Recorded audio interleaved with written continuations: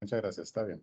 Muchas gracias. Ahí estaré visualizando el chat también en caso de que tengan alguna inquietud y como no somos muchos, pues también pueden activar el micrófono en caso de que haya alguna duda.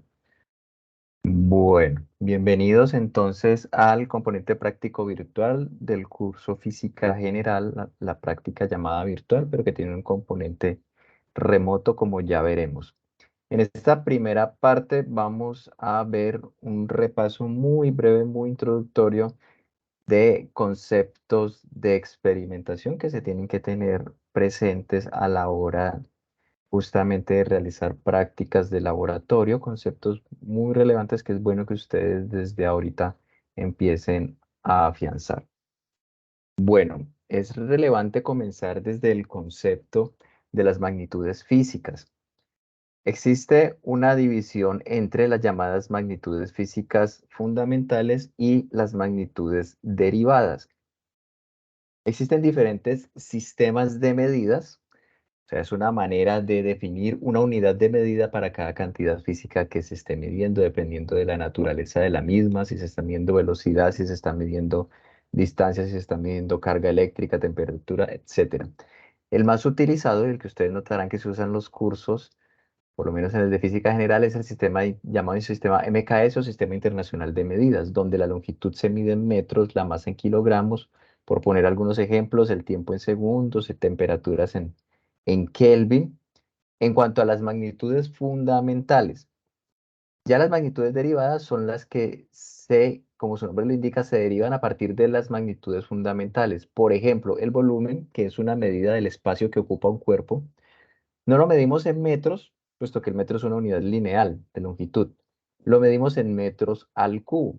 Entonces, se utilizan las unidades fundamentales, pero, por ejemplo, realizando aquí operaciones, multiplicando metro por metro, tenemos metro al cubo. O la velocidad, todos sabemos que se mide en metros sobre segundo. Utilizan la unidad de longitud y la unidad de tiempo. La fuerza se mide en newtons, kilogramos, metros sobre segundo cuadrado. Es muy importante siempre que se reporte una cantidad física que se sepa la unidad de la que se está hablando y que estamos en el Sistema Internacional de Medidas, entonces cómo reportamos longitudes, cómo reportamos masa. Recuerden que en el laboratorio se hacía hincapié en ello, pasar todas las cantidades a una misma unidad. Y como estamos en el Sistema Internacional, pues pasar distancias a metros, masas a kilogramos, etcétera, etcétera. Las cantidades físicas se dividen en dos tipos, dependiendo de si necesitamos hablar de la dirección o del sentido que tienen las mismas o no. Las magnitudes escalares son aquellas que se representan simplemente por un número y una unidad, como por ejemplo las longitudes, áreas, volúmenes, el tiempo, la energía. Yo nada más necesito saber la cantidad, el número y la unidad de medida. Mientras que hay otras cantidades que se llaman vectoriales para las que además del número y la unidad, yo necesito, y por ellos se representan desde el punto de vista gráfico por unas flechas, puesto que se necesita conocer la dirección, en este caso tiene que ver con la inclinación, y el sentido, en este caso tiene que ver hacia dónde va la punta de la flecha. Esas magnitudes son las vectoriales y se representan con vectores, como por ejemplo los desplazamientos, la velocidad, la aceleración, la fuerza, por poner algunos ejemplos que se han visto durante el curso de física general. Buenas noches, bienvenidos. Bueno, permítanme. Ok. Listo. Entonces, resulta que también podemos hablar de una subdivisión de los números, ya para entrar a los resultados de medidas experimentales. Y mencionamos primero los llamados números exactos, que es sobre los que yo conozco exactamente la cantidad de la que se está hablando. Se conoce la exactitud del mismo, como por ejemplo, si yo hablo de un kilogramo que ya ha sido pesado, que ya se conoce exactamente que es un kilogramo, es un número exacto, estamos hablando de 1000 gramos. Si yo hablo de una docena, por ejemplo, una docena de huevos, se sabe que siempre son 12 unidades. Hablar del número uno siempre va a ser el número uno. Cuando se cuentan objetos individuales, siempre vamos a saber que hay un número exacto de estos objetos y se pueden contar. Sin embargo, y por lo general, la experimentación me permite obtener resultados que se representan por los llamados números inexactos o inciertos. Los resultados de una medida son números inexactos. Siempre los resultados experimentales son resultados inciertos, siempre van a tener una incertidumbre asociada. Nunca voy a saber el valor exacto que se obtiene en un experimento. Ahora, dependiendo de la sofisticación que se tenga en el setup experimental, podemos tener resultados cada vez con un grado de error mucho menor, cada vez más exactos, pero siempre va a tener un grado de inexactitud. También es importante mencionar que existen dos tipos de medidas. Las llamadas medidas directas, esto es información muy relevante para el desarrollo de su práctica, puesto que ustedes deben responder preguntas. Son las que se obtienen comparando la magnitud con un patrón directamente mediante un aparato. O sea, son las que yo mido. Una distancia, una temperatura, son las que yo tengo un aparato para medir, un instrumento de medida.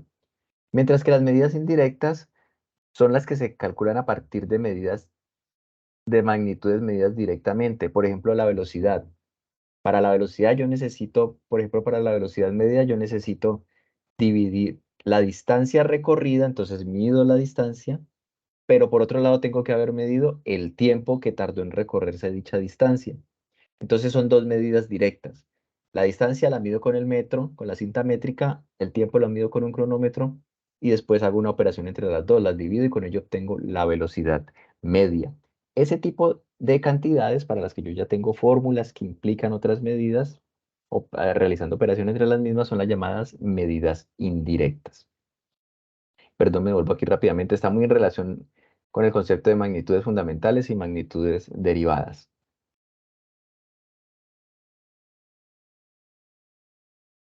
Bien, entonces, como no tenemos números exactos como resultados de medidas, tenemos que hablar del concepto de incertidumbre.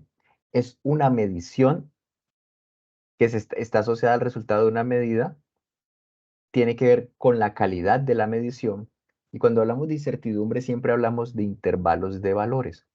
Entonces, si yo reporto que medí 300 gramos de una cantidad, yo tengo que decir, medí 300 gramos más o menos tantos gramos. Por ejemplo, si la incertidumbre es de 5, entonces yo digo, medí 300 gramos más o menos 5 gramos. O sea que el resultado podría decir yo que está entre 305 gramos y 295 gramos.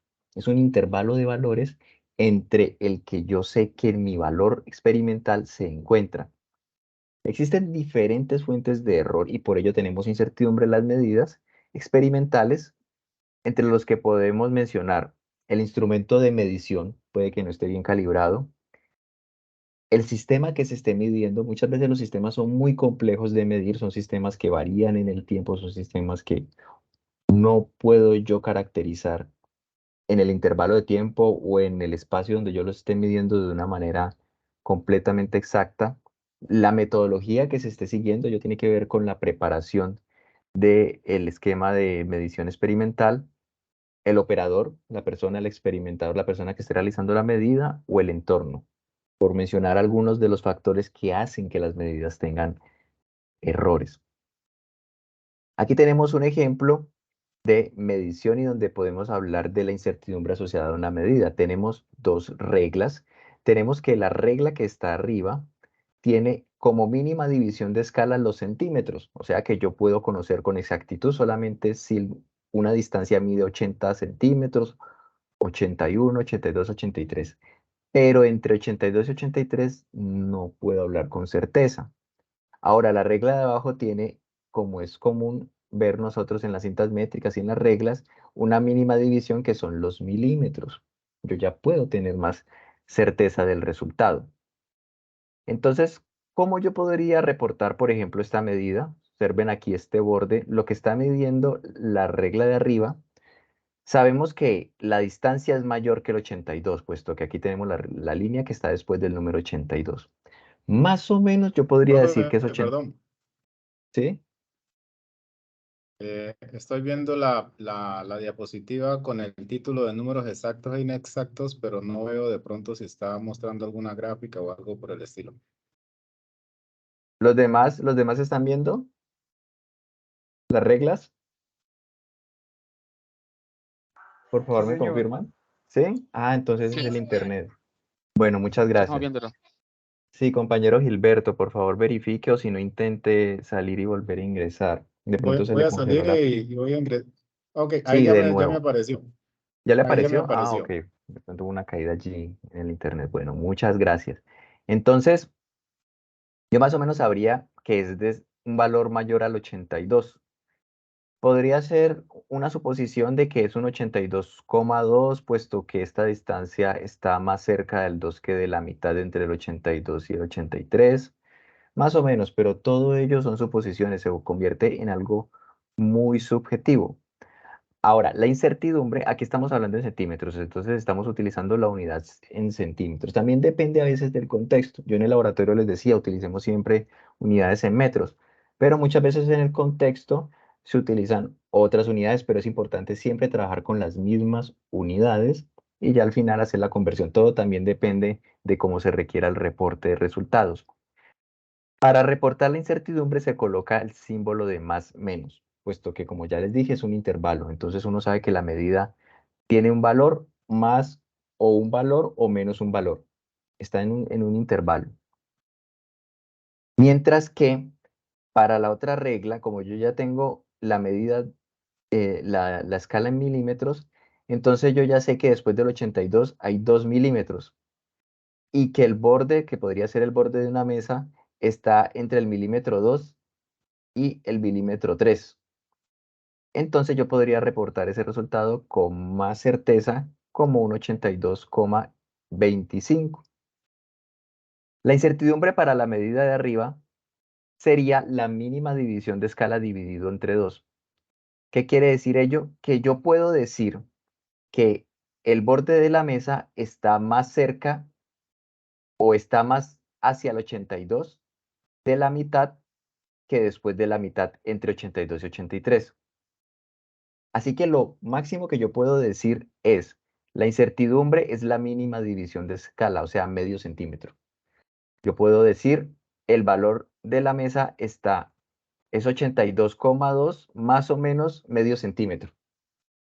Pero cuando yo tengo divisiones de escala menores, yo puedo tener también más precisión.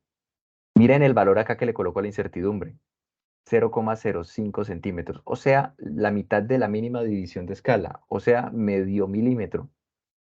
Entonces yo sé con más certeza que este valor es 82,25 más o menos medio milímetro, que es la mínima división de escala. Así es que se reporta un resultado cuando yo tengo, por ejemplo, medidas dispuestas de esta forma, cuando yo tengo este tipo de aparatos. En general se reportan los valores experimentales así, con el más menos, y se coloca después, este delta X significa la incertidumbre. Entonces, esto es una expresión general. Aquí es para cualquier tipo de cantidad física que se esté midiendo. Aquí entre corchetes se coloca la unidad.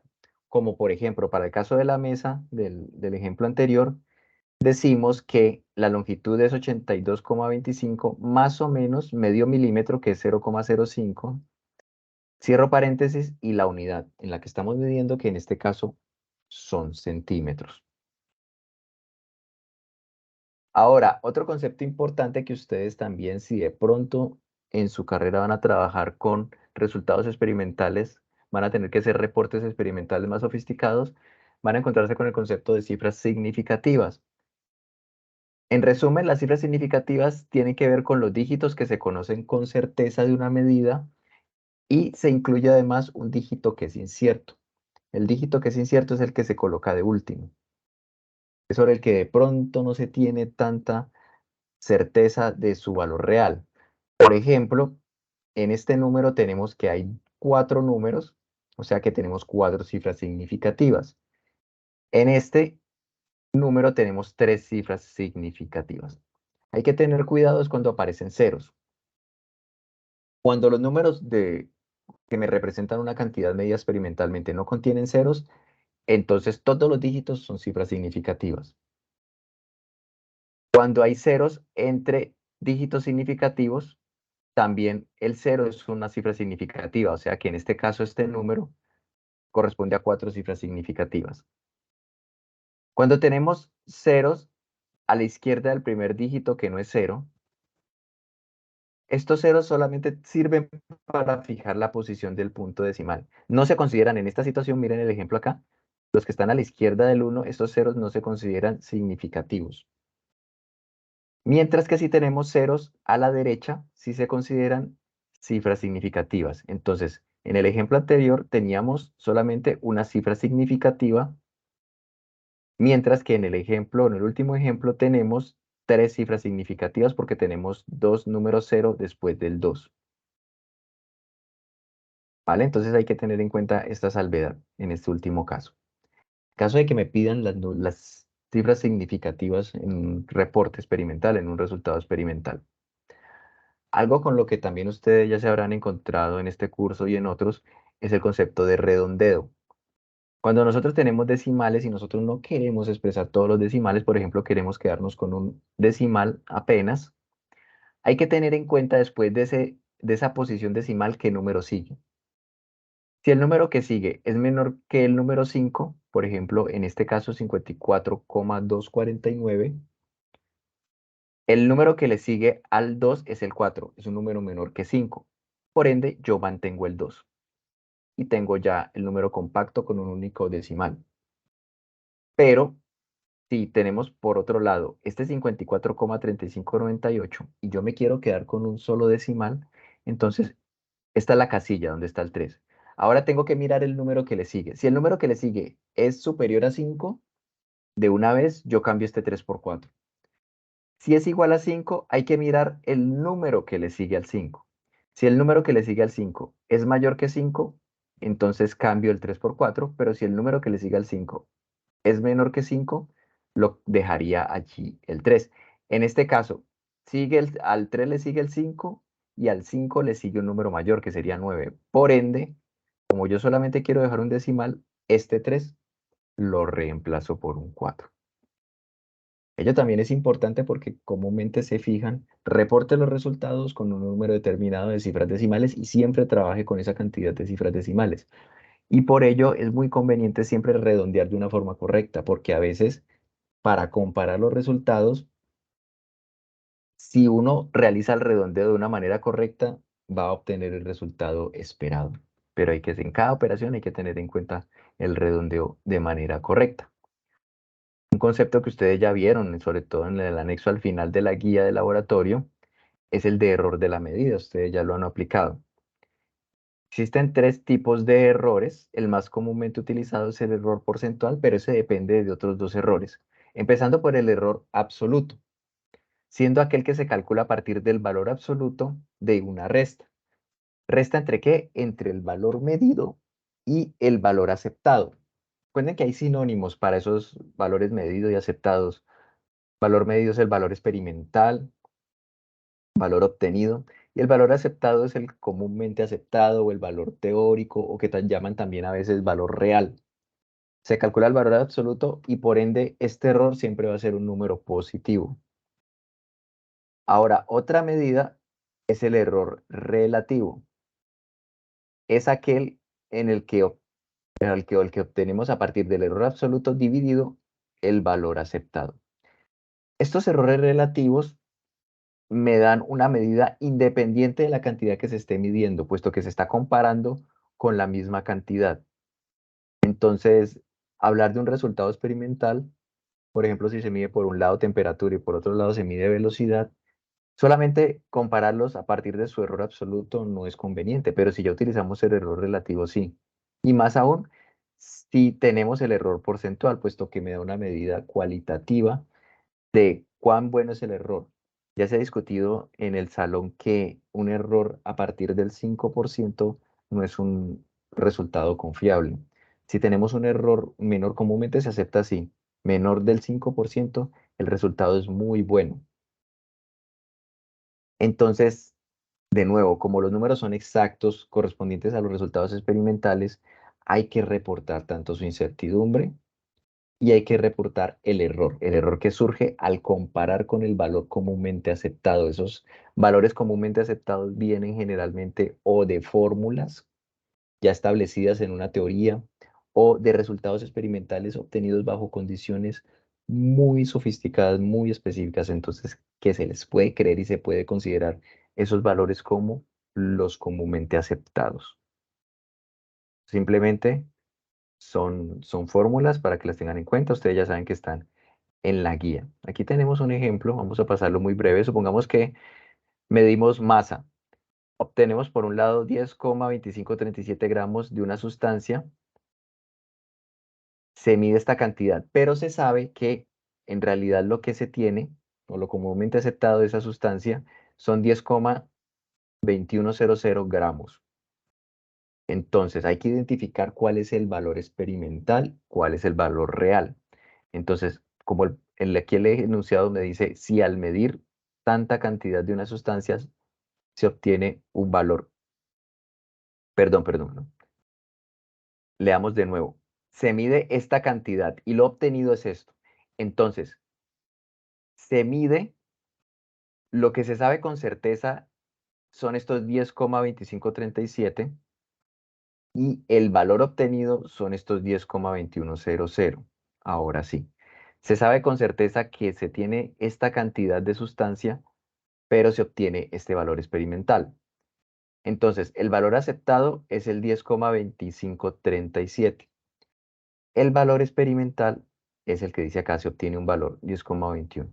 Entonces, una vez establecidos cuáles son los valores teóricos y experimentales, se aplica la fórmula. Los invito a que ustedes lo hagan de tarea. Y recuerden que el error porcentual se obtiene a partir del error relativo multiplicando por el número 100. Y el resultado me da en porcentaje. El resultado me da un número. Y ese número yo ya lo expreso como el porcentaje. De hecho, aquí me da 0,426%. Un valor muy pequeñito, un porcentaje muy pequeñito. Y por ende, se realizó una muy buena medida. Entonces, la incertidumbre dividido al instrumento de medida. Este es un ejemplo de fuentes de incertidumbre. Ya se había mencionado en el ejemplo anterior de la mesa que en este tipo de aparatos de medición, como una regla o como estos multímetros analógicos, si ustedes de pronto han entrado a un laboratorio de electrónica, donde tenemos una aguja y dependiendo de las conexiones se debe uno fijar en cualquiera en la escala respectiva, que me permite medir corriente, que me permite medir resistencia. Cada una de estas escalas tiene una división de escala.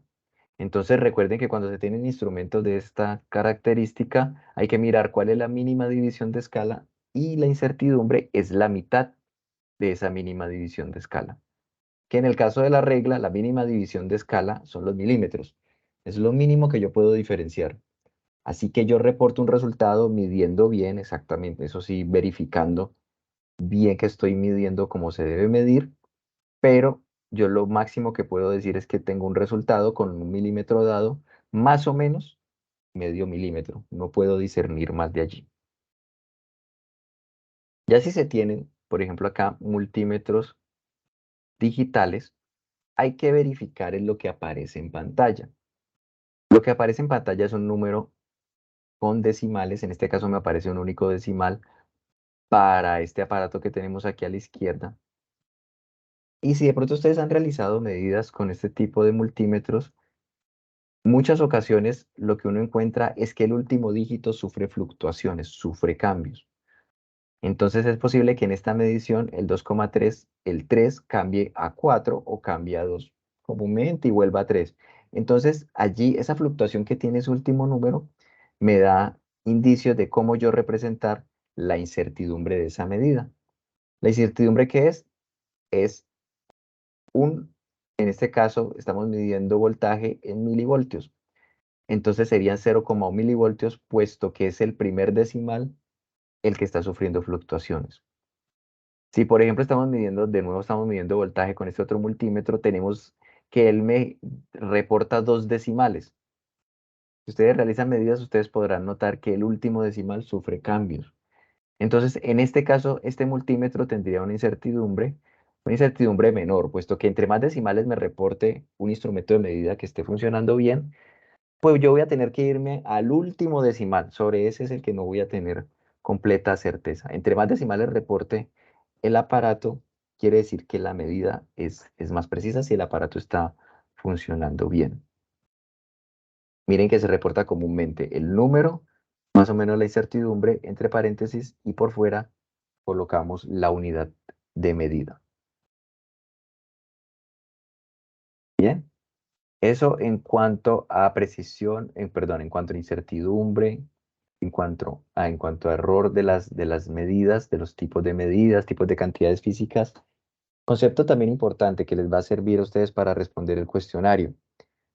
Es un par de palabras que a veces se confunden. En física es bueno hacer la diferenciación entre estas dos cantidades que son, o este tipo de conceptos que son la precisión y la exactitud.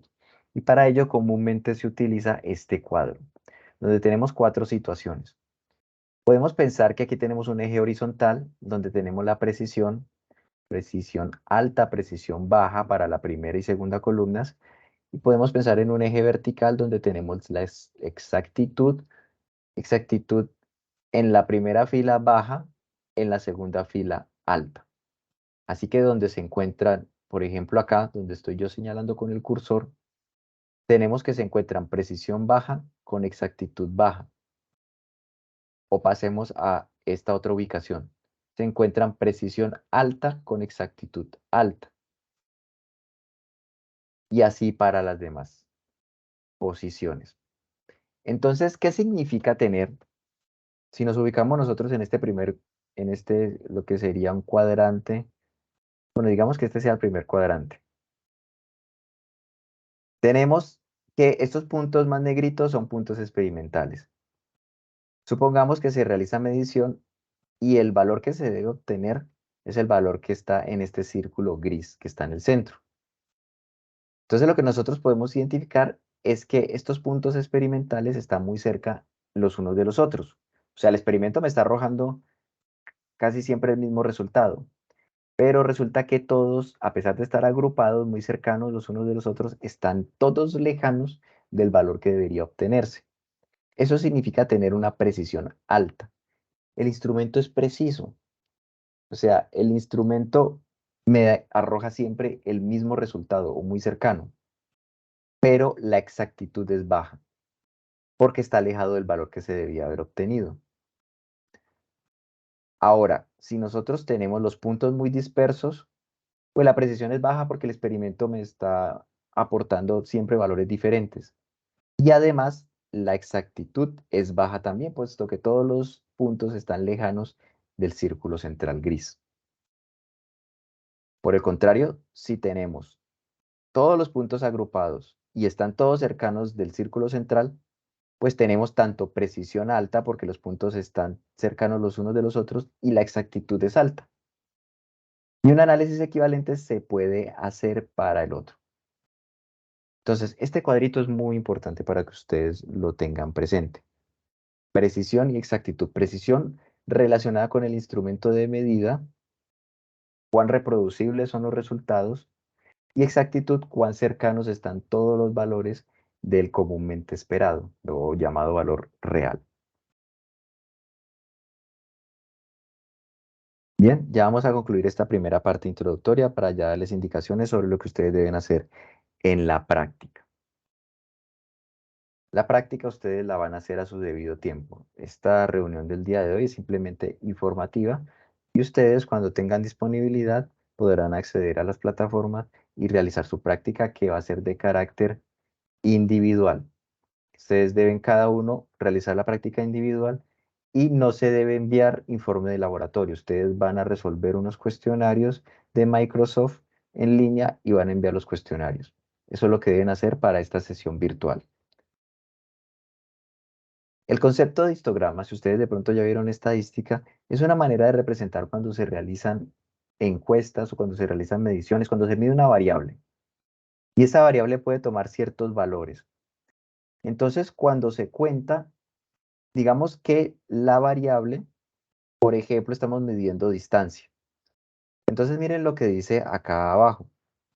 Para esta primera barra azul tenemos menos de 15 centímetros, entre 15 y 18 centímetros para la segunda, entre 18 y 20 para la tercera y más de 20 centímetros para la cuarta. Son medidas. Entonces, en el ámbito de la estadística se habla de encuestas comúnmente. En el ámbito de la experimentación física se habla de resultados experimentales. Supongamos que yo obtenga 4 tipos de resultados experimentales para la longitud. Y entonces yo miro los datos y veo que obtengo 2 resultados para longitudes menores de 15, obtengo 3 resultados entre 15 y 18, obtengo 2 entre 18 y 20 y obtengo uno de más de 20 centímetros. Eso es lo que me mide el histograma, me cuenta cuántas veces se encuentra un resultado. ¿Ello por qué? Porque ustedes van a ver ahorita, al utilizar el software del péndulo, que él les va a reportar un histograma. Entonces, para que ustedes sepan más o menos a qué se refiere ello, pero es solamente para que sepan a qué se refiere el histograma. No vamos a trabajar a profundidad con el mismo, pero para que ustedes tengan una idea. Y como son datos experimentales, entonces tiene sentido decir que no siempre se encuentran los mismos valores de medición. Muchas veces cuando, por ejemplo, la barra que está entre 15 y 18, resultados entre 15 y 18 es muy alta con respecto a los demás, yo podría decir que la medida está con mayor certeza o en la mayor cantidad de mediciones posibles está entre 15 y 18, ¿vale? Pero para eso me sirve el histograma, para reportar números inexactos en este caso. ¿Correcto? Entonces, con eso culminamos esta parte introductoria. Permítanme un segundo, entonces les indico. Yo les voy a enviar un correo. En ese correo, está aquí construido, en ese correo ustedes van a tener los pasos que deben seguir, bueno, la manera en que deben trabajar con los respectivos enlaces. Entonces, la práctica consiste en desarrollar, bueno, además de la práctica como tal, ustedes deben hacer primero un cuestionario pretest, que llaman pretest. O sea, un cuestionario, o como puede ser pensado como cuestionario de presaberes. Ustedes deben brindar tanto información suya, pues correspondiente a su interacción con la física, y también conocimientos ya más específicos que ustedes puedan tener de, en este caso, los péndulos que se van a trabajar. No tiene calificación numérica, pero sí deben presentarlo, es obligatorio, por eso se indica acá que es de carácter obligatorio la presentación del pretest. Entonces la nota está sujeta a que ustedes lo presenten. Cuando ustedes abren el enlace del pretest, este es el cuestionario. Primero tiene una parte que se llama cuestionario de recogida de información y después tiene la parte del conocimiento previo. A ellos, a ambos, se accede a través de este primer enlace. Ustedes acceden a él, aceptan acá el tratamiento de la información y entonces comienzan a brindar todos los datos que les están pidiendo. Comienzan a responder todas las preguntas que les están haciendo acá.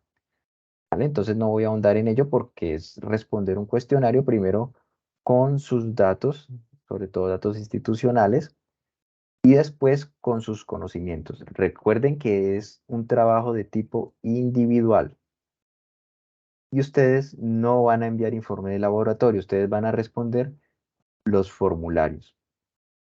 Naturalmente, y es bueno hacerles esta recomendación, es bueno que ustedes tomen pantallazos, que ustedes tengan siempre pruebas de que ustedes realizaron los procedimientos, lo que se les está solicitando. Pantallazos de ustedes llenando el formulario y al final, como reporta, los formularios reportan allí una pantalla donde indica que fue contestado el formulario, también tomarle un pantallazo. Tomar un pantallazo para que ustedes demuestren en caso de que por algún motivo se pierda la información, no estamos exentos de ellos, para que ustedes demuestren que sí hicieron el cuestionario. Recuerden al final siempre darle enviar. Cuando se llene un formulario, siempre hay que dar enviar y ustedes guardan todas sus evidencias. Así que llenan este primer cuestionario. Tenemos un cuestionario final, pero antes de ello vamos entonces a revisar lo que son las prácticas. Por ello lo coloqué acá en el punto 2. Coloqué el punto 2, el laboratorio remoto. El World Pendulum Alliance corresponde a un conjunto de laboratorios que están distribuidos por todo el mundo. Es una colaboración de muchas universidades que nació en Portugal y de la cual la UNAT hace parte. Es un sistema muy interesante puesto que permite a estudiantes en cualquier lugar, no importa su localización de la Tierra, pero que tiene que tener naturalmente conexión a Internet, puede acceder a experimentos. puede realizar experimentos. Entonces es algo muy, muy interesante. La idea de esta práctica es trabajar con un péndulo. En muchos centros de la UNAD están distribuidos diferentes centros, pero podemos utilizar también péndulos que están en diferentes partes del mundo. Cuando entremos a la plataforma, nosotros vamos a ver cuáles están disponibles. Entonces, ustedes hacen clic en el enlace y los va a llevar aquí a esta página. Entonces, ustedes se loguean, hacen clic allí en Login y acá donde dice Google, se van a loguear con el correo institucional. Entonces, hacen clic allí, yo le hago clic aquí en mi correo institucional y ya ustedes van a ingresar al iLab, que es la plataforma donde pueden, a partir de la cual pueden acceder a los laboratorios. Este proyecto hace parte de la Unión Europea, es un proyecto muy, muy, muy importante. Y acá donde dice aparatuses, aquí, aparatos, hacemos clic para ver los experimentos disponibles. Tenemos en rojo la indicación de los experimentos que están offline, esos no se pueden utilizar. Verde los que están online sí se pueden utilizar, pero además hay que tener en cuenta esta primera columna, que diga World Pendulum, puesto que hay otro tipo de experimentos como tenemos acá la determinación de la constante de Planck, panel fotovoltaico, plano inclinado, cavidad EM, de ese de electromagnética. Bueno, otro tipo de experimento, no vamos a utilizar eso, vamos a utilizar el World Pendulum. Aquí se indica la localización de cada uno de estos. Ahorita vamos a hacer el ejemplo con el de Brasilia, el de Uniandes también funciona bastante bien. Ustedes ya buscarán, pero recuerden, tienen que verificar que aquí en esta columna izquierda diga World Pendulum, porque vamos a trabajar con el péndulo. ¿Ok? Entonces, una vez ustedes están aquí en esta pantalla, voy a seleccionar acá Brasilia. Entonces le doy acá Run, vamos a correr el péndulo, me lleva a esta ventana. Dato que ustedes deben tener en cuenta. Aquí tenemos los parámetros del péndulo, aquí tenemos una foto del péndulo, un péndulo físico, es un experimento real. ¿Ok? Es un péndulo al cual se puede acceder a internet, se pone a oscilar el péndulo y a través de sensores él va reportando diferentes parámetros a medida que va el experimento ejecutándose, o sea, a medida que va oscilando el péndulo. Dato que ustedes deben apuntar apenas tengan esta pantalla, la longitud del cable. Miren que aquí la reportan con incertidumbre. Entonces, aquí la longitud del cable, miren que en corchetes me están dando la unidad. Entonces, ese es un patrón. En corchetes se expresa la unidad de la cantidad física de la que se esté hablando. Entonces, me están hablando de 2826.8 milímetros, o sea, 2,826 metros. Entonces, tener este dato, tener también la masa de la esfera, tenerlo presente. De los datos que están acá, no me interesan más, pero en caso de que se quisiera hacer una investigación más precisa, pues tenemos datos de la geolocalización, del lugar donde se encuentra cada uno de esos péndulos. ¿Ok? Pero bueno, solamente vamos a necesitar la longitud del cable y la masa de la esfera por ahora. Ahora, para configurar el péndulo, entonces por favor tener muy en cuenta. Voy acá a esta pestaña. Inicialmente estábamos en esta pestaña que dice descripción. Ahora vamos a la otra pestaña que dice configuración. Hago clic. Entonces se me habilitan estos dos deslizadores. Este de aquí a la izquierda me dice desplazamiento inicial, lo vamos a dejar allí en 10. Si por defecto les aparece 10, lo dejamos en 10, si no, lo seleccionamos corriendo este deslizador. Entonces yo lo vuelvo a dejar aquí en 10. Ahora, el número de muestras. Vamos a considerar solamente un número de muestras. Corriendo yo el deslizador me voy a ubicar en 20. Ustedes lo corren hacia la izquierda, más o menos ustedes van allí, sintonizando el número 20. Entonces, para el número de muestras tenemos 20, para el desplazamiento inicial tenemos 10.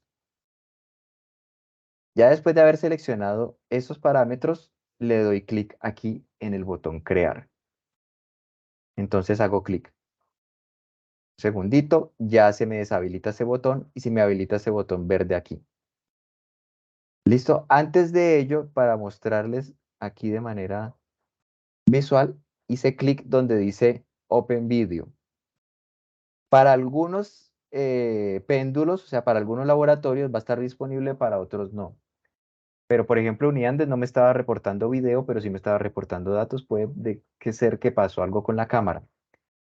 Como este laboratorio está en Brasilia y en Brasilia es de noche, los péndulos por defecto ellos tienen una lámpara, la tienen apagada, pero de todas formas tienen unos LED aquí indicadores. Cuando yo comience a correr el experimento, permítame ver si puedo aquí redimensionar para que ustedes puedan ver las dos cosas. Cuando comience a correr el experimento se debe encender la lámpara y me va a mostrar el péndulo. Para comenzar a correr el experimento, entonces le doy aquí clic en Submit. Y vamos a esperar. Entonces vamos a esperar, vamos a ver, ahí se encendió la lámpara. El experimento está automatizado para que realice ciertas configuraciones, puesto que tiene que saber cuántas muestras, o sea, cuántas oscilaciones le pedí yo que midiera, cuál va a ser el desplazamiento inicial. Entonces todo ello ya está configurado. Después de que comience el experimento, de que comience la bola, es posible que el video se congele. Tenemos que tener en cuenta que es un video que se transmite a través de internet, depende de la banda ancha, depende de muchos factores, pero más o menos ahí podemos ver cómo está oscilando el péndulo. Esto azul es una esfera de acero, es una esfera muy pesada, el cable es un cable de acero, entonces ahí tenemos la oscilación. Y aquí ya me está reportando datos, entonces vamos a tapar ahí el video. ¿Qué tenemos aquí arriba? Tenemos un histograma. ¿Histograma de qué? Del periodo. Entonces lo que me está midiendo el péndulo es el periodo de la oscilación. ¿Qué es el periodo de una oscilación? Es el tiempo que tarda, o el periodo de cualquier evento, de cualquier fenómeno, es el tiempo que tarda en repetirse algo. El periodo de la oscilación es el tiempo que tarda en repetirse. Bueno, ahí se me fue el video, creo que porque ya terminaron los experimentos. Para ver el concepto de periodo, bueno, entonces miremos acá. Ahí ya saben ustedes que se están tomando los datos, ¿no? Y ahorita explicamos otras cositas, pero aquí tenemos un péndulo. Aquí tenemos una simulación. Entonces el péndulo lo que está haciendo es esto. Entonces yo el periodo lo puedo medir así. Lo tenemos en esta posición. Entonces él oscila y regresa a la posición original.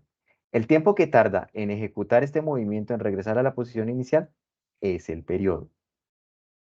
Esta aplicación diseñada de GeoGebra, diseñada para el curso de física general, fue diseñada para explicar la conversión de los dos tipos de energía mecánicos principal, de energía mecánica principalmente que están allí en el péndulo. En esta situación vamos a tener tanto, cuando el péndulo se está moviendo, tenemos tanto energía cinética como potencial, y es lo que se expresa acá. No olvidemos que la energía potencial es la que depende de la altura. Estamos escogiendo cómo, miren aquí la H, miren la H cómo varía. Entonces el origen de energía potencial sería esta línea horizontal. Cuando él se está moviendo también tiene velocidad. Entonces tiene ambos tipos de energía. Cuando él llega a la posición máxima, como el péndulo se devuelve, entonces él llega a un punto en que se detiene. En este punto, como no tiene velocidad, como no se mueve más por unos instantes de tiempo, solamente va a tener energía potencial. Pero él se devuelve, gana también velocidad, va disminuyendo la altura hasta que llega a la altura cero. En la altura cero no va a tener altura, no va a tener energía potencial, pero sí va a tener velocidad. Y la velocidad en este punto va a ser la velocidad máxima. Si observamos el péndulo también me da información sobre la velocidad lineal. La velocidad que él está midiendo, los sensores del péndulo, es la velocidad máxima, que es la velocidad a la cual pasa el péndulo por este punto de altura mínima. ¿Vale? Para que sepan entonces cuál es la velocidad que me está reportando aquí el experimento. Él me está reportando, y además miren cómo va disminuyendo a medida que tenemos muestras. La muestra quiere decir cuántas oscilaciones tengo. Entonces tenemos 0 oscilaciones, 2 oscilaciones, y aquí al final, entre más oscilaciones tenga, ¿qué va un péndulo real que va a hacer? Un péndulo real, como ellos están en el aire, va a tener algún tipo de fricción. La fricción en este péndulo es mínima, pero de todas formas en esos resultados experimentales, como es con sensores, se alcanza a notar. Un péndulo real lo que va a ir ejecutando es a un amortiguamiento de las oscilaciones. Entonces, ¿qué pasa? Cada vez va a pasar a menos velocidad por este punto. Y es por ello que tenemos una disminución en el valor de la velocidad. Además, estas barras son barras de error. ¿Qué quiere decir? Que tenemos una velocidad que me está reportando una velocidad, pero esa velocidad más o menos tiene un valor. Entonces me reporta el punto que corresponde a una velocidad, pero como sabemos que es un resultado experimental, entonces ahí me dice más o menos está entre estos dos valores. Lo mismo pasa acá con el histograma. El histograma me reporta son valores de periodo. Entonces tenemos 5 valores de periodo o 5 intervalos de periodo. Pueden haber periodos entre 3,401,95 y 3,402, o pueden haber periodos entre 3,402 y 3,402,05 y así sucesivamente. Entonces él agrupa esos datos y en este primer intervalo encontró un valor. En este segundo intervalo encontró un valor. En este tercer intervalo encontró 5 valores. En este cuarto intervalo encontró 7 valores.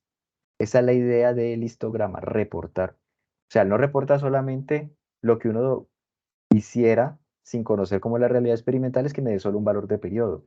Pero él reporta, él es un experimento que mide muy bien y es sincero desde el punto de vista experimental. Él dice, las medidas están, pero miren que todos los valores son muy parecidos para el periodo.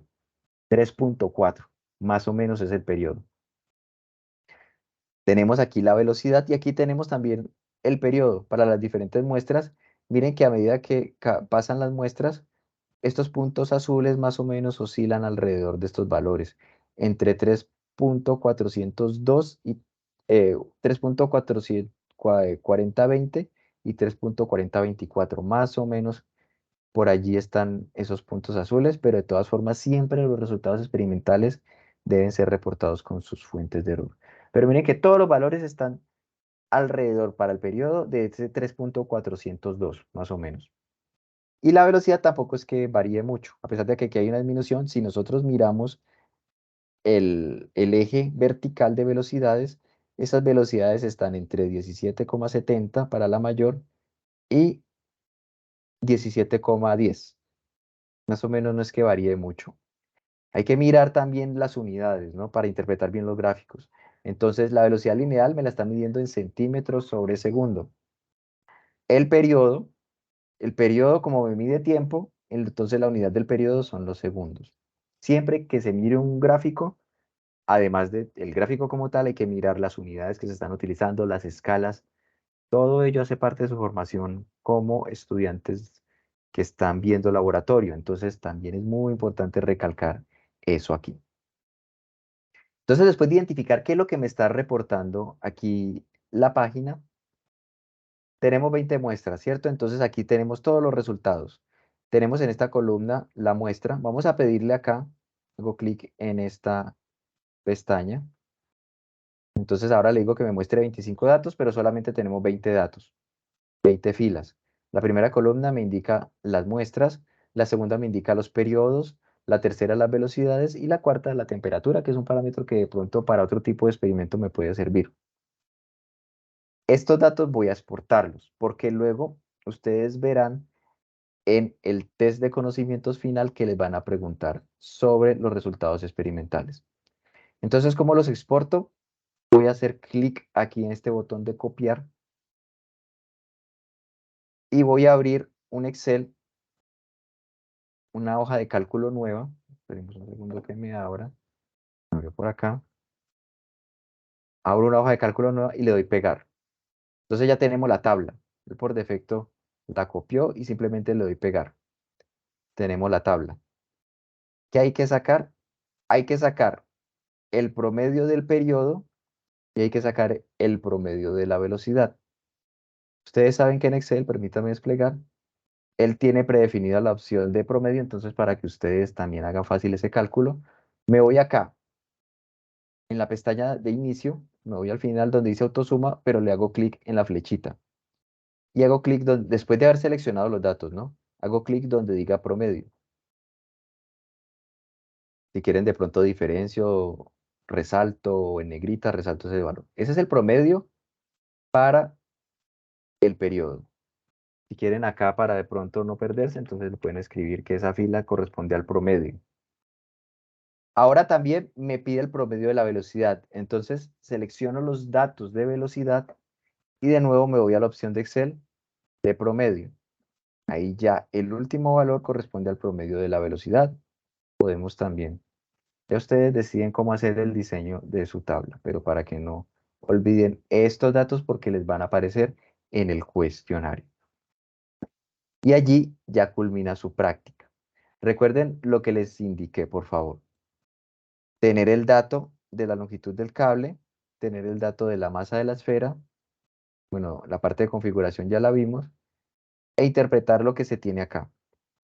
Ustedes pueden, por ejemplo, cuando tengan estos resultados, tomar un pantallazo y los van guardando, puesto que esta es una manera de ustedes demostrar que en realidad interactuaron con el péndulo a distancia. Aquí estamos interactuando con un péndulo que está en Brasilia, en la capital de Brasil. Esos datos con esos datos vamos a comparar con una simulación. Entonces, en el correo que les voy a enviar está el acceso al laboratorio virtual. El anterior fue el laboratorio remoto, World Pendulum Alliance. Pero tenemos un laboratorio virtual, un laboratorio que utiliza métodos numéricos de las fórmulas físicas para hacer simulación de lo que debería acontecer. Entonces, al hacer clic ustedes acá, van a abrir este péndulo. ¿Ok? Es un péndulo al que yo, al darle clic acá en comenzar, comienza a ejecutar oscilaciones. Pero antes de ello, al hacer clic en inicio, reinicia todas las configuraciones. Entonces, ¿qué vamos a hacer acá? Ya sabemos, ¿no? En comenzar comienza a oscilar el péndulo. Aquí tenemos un gráfico, en este caso de energías, energía potencial y energía cinética, a medida que pasa el tiempo en el eje horizontal. ¿Qué vamos a hacer acá? Miren que acá tenemos un valor de longitud que yo puedo modificar. Entonces acá yo voy a incluir este valor que me reportaba acá el experimento remoto. Como era 2826,8 milímetros, yo reporto acá. Como me dice que lo tengo que colocar en metros, aquí a la derecha me dice la unidad que debo considerar. Permítame ver si puedo eso. Entonces coloco en metros. Ahí sí hay que hacer la conversión, puesto que este simulador recibe son datos en metros para la longitud. La aceleración de la gravedad la dejo tal cual como aparece allí, que es el valor que hemos venido utilizando nosotros. La masa, por defecto, si no me equivoco, les va a aparecer 1.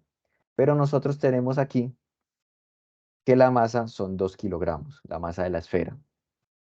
Entonces le coloco 2 kilogramos. La amplitud la dejamos en 10.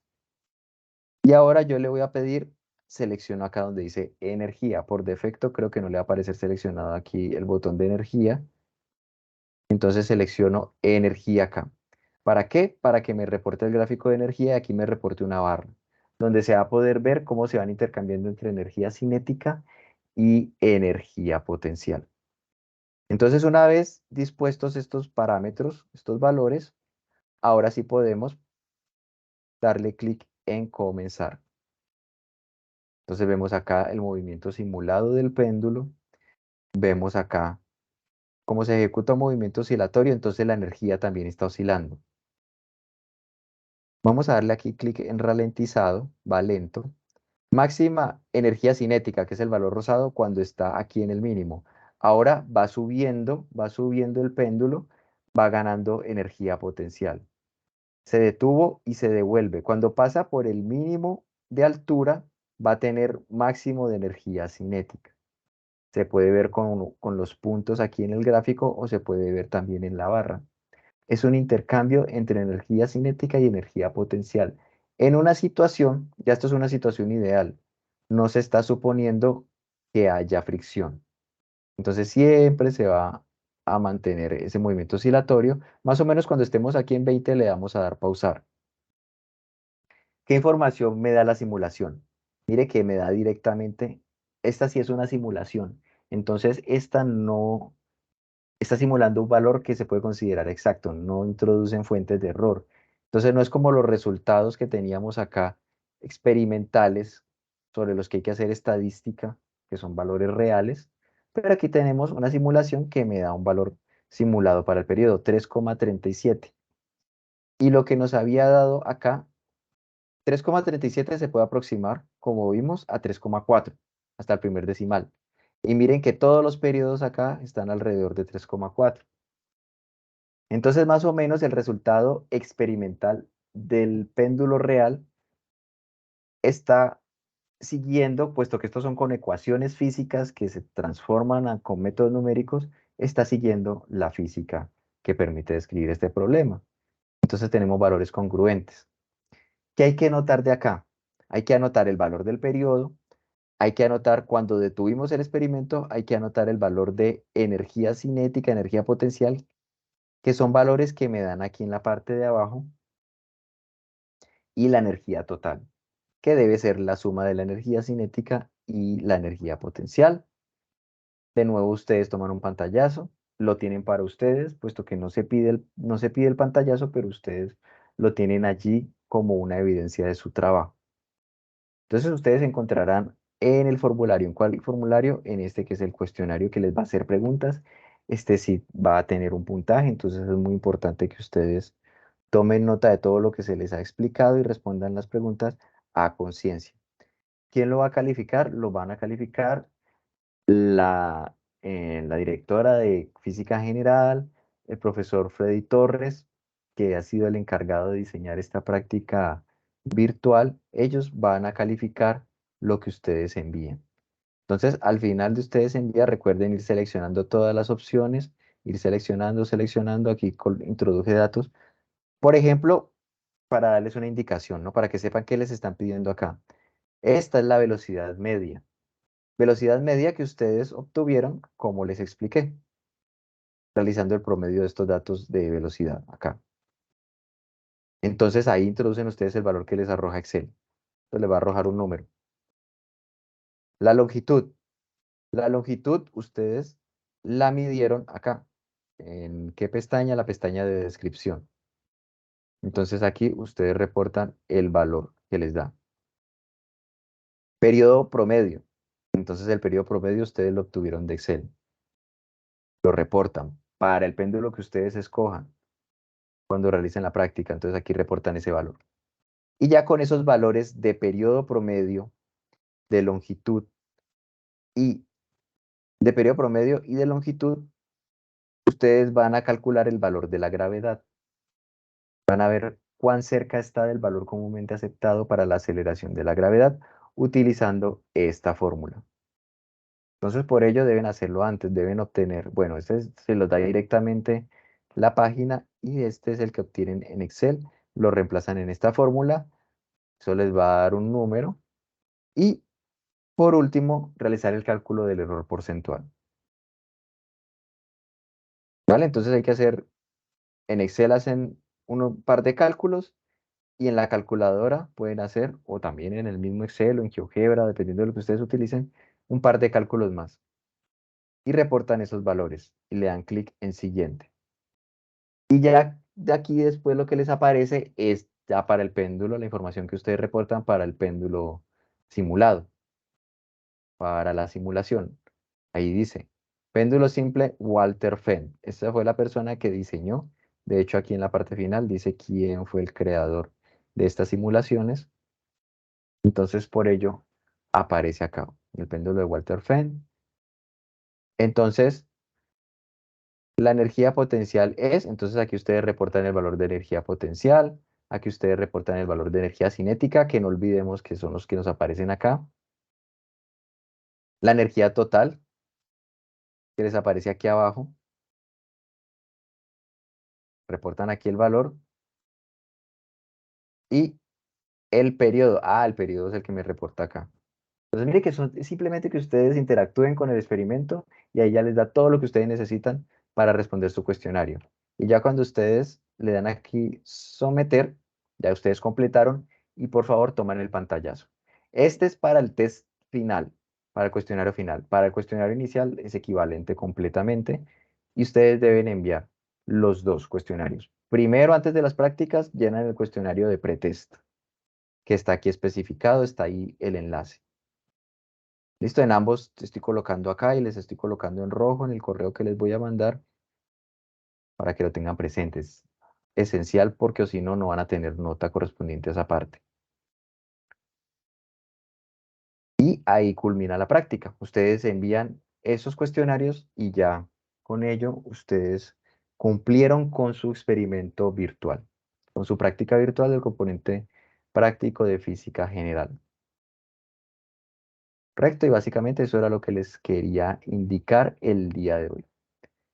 Ya ustedes en el correo les voy a indicar que tienen plazo hasta el próximo 6 de julio para que lo realicen, ya que es una práctica relativamente sencilla. O sea, deberían lo más pronto posible ustedes ya comenzar a jugar un poquito con los péndulos, pero una vez ustedes sepan manejarlos, es responder las preguntas de los cuestionarios. Y también para que ustedes no acumulen trabajo, puesto que tienen más cursos, tienen más trabajos que presentar. Entonces, cuanto antes presenten esta práctica virtual, mucho mejor.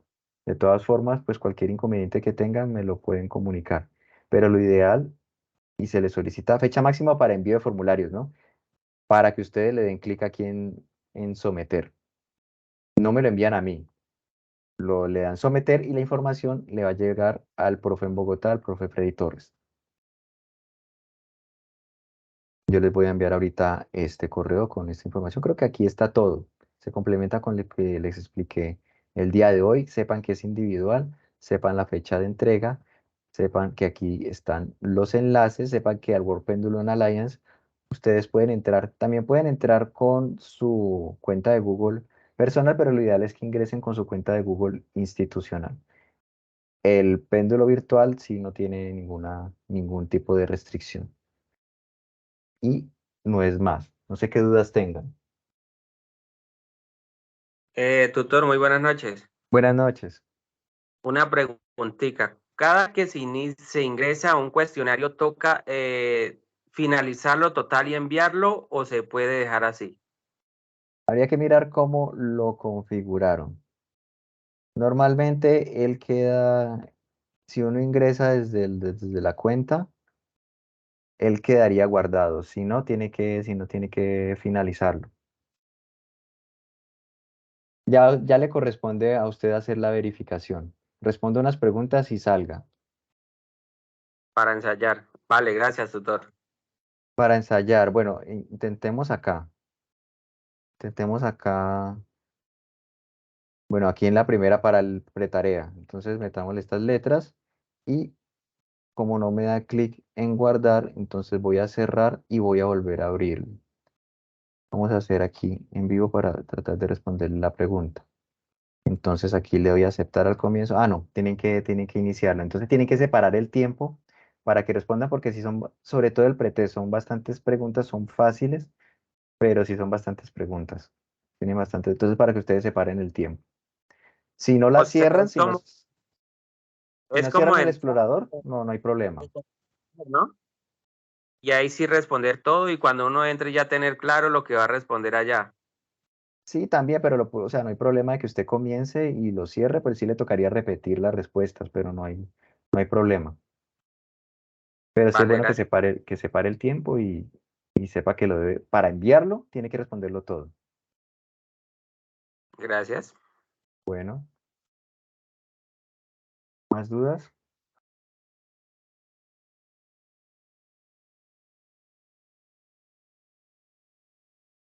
Recuerden que esto está siendo grabado, entonces tan pronto me sea posible, lo subiré a YouTube y les enviaré el enlace. Por mi ¿No parte tienen no más inquietud? tengo preguntas en este momento, me parece que está Está claro, entonces ya es que ustedes completa la pues explicación. se ayuden allí con el video, si no, si se acuerdan bien, pues pueden ustedes comenzar a explorar ahorita que les envíe el correo, comiencen a explorar los dos péndulos, pero es algo muy rápido, que tiene mucha física detrás. Correcto, entonces si no tiene más inquietudes, voy a detener la grabación en este momento.